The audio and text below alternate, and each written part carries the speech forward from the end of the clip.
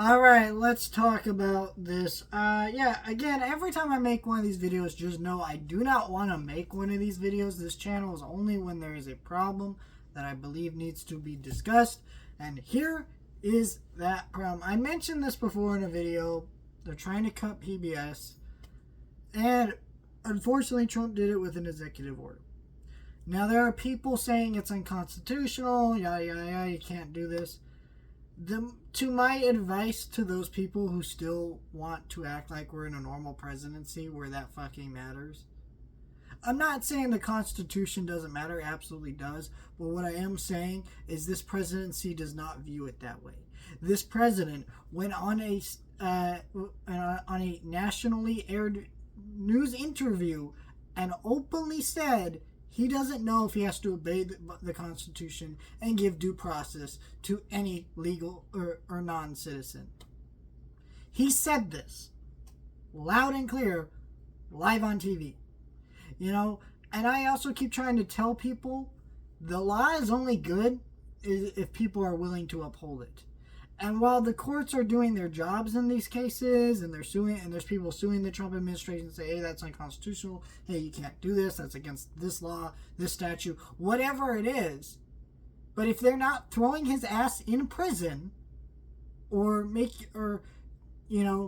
people in his cabinet's ass in prison, which to be put on the cabinet part, how do you do that?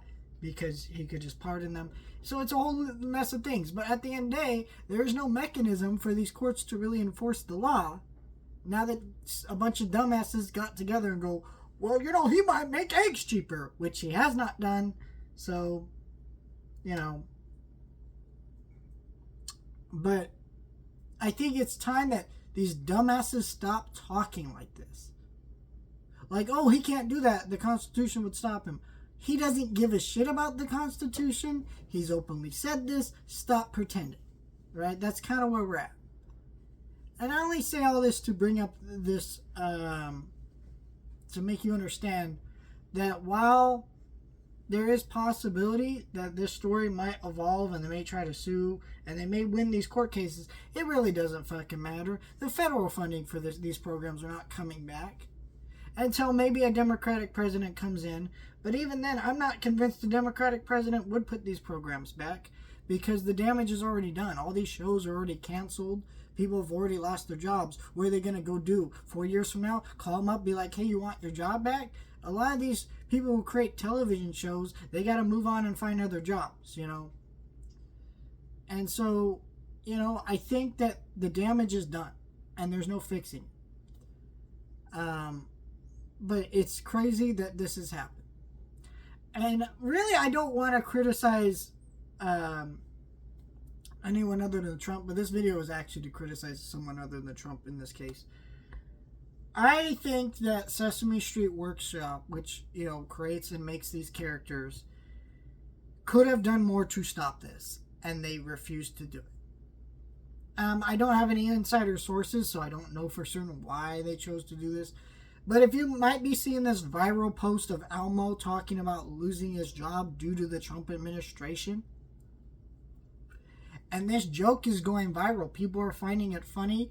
They're calling this out and reposting this image, which is very funny and very clever.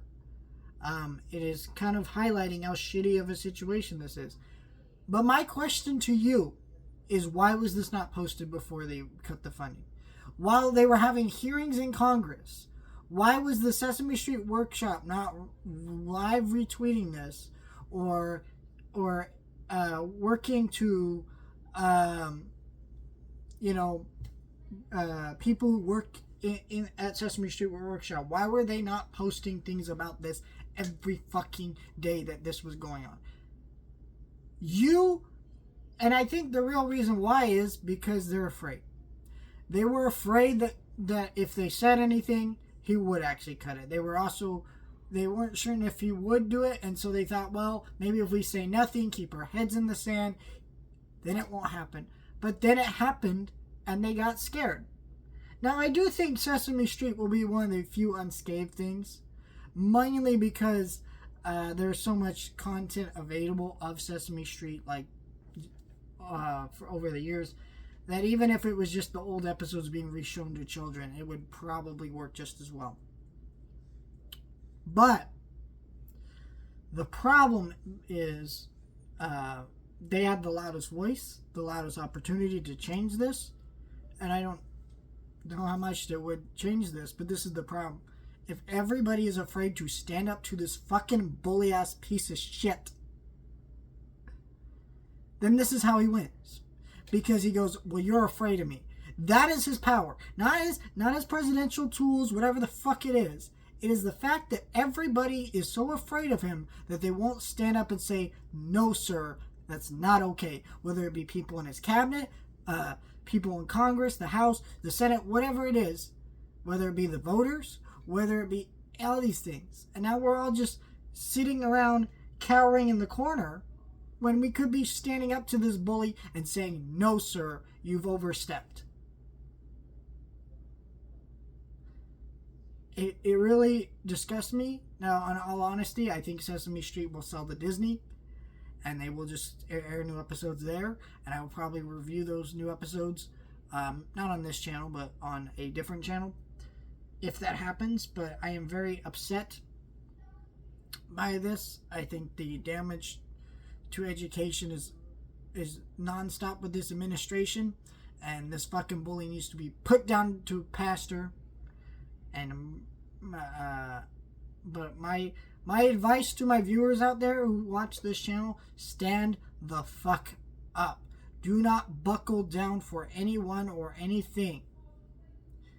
This is how a bully like this wins: is if you believe that there is no way out. And yes, right now it's very hopeless. I know. Every day I'm stressed the fuck out. I'm filled with anxiety and dread over what's going to happen. Because, I mean, they're going to start oppressing everybody and doing some pretty horrific shit. And we'll see what happens next.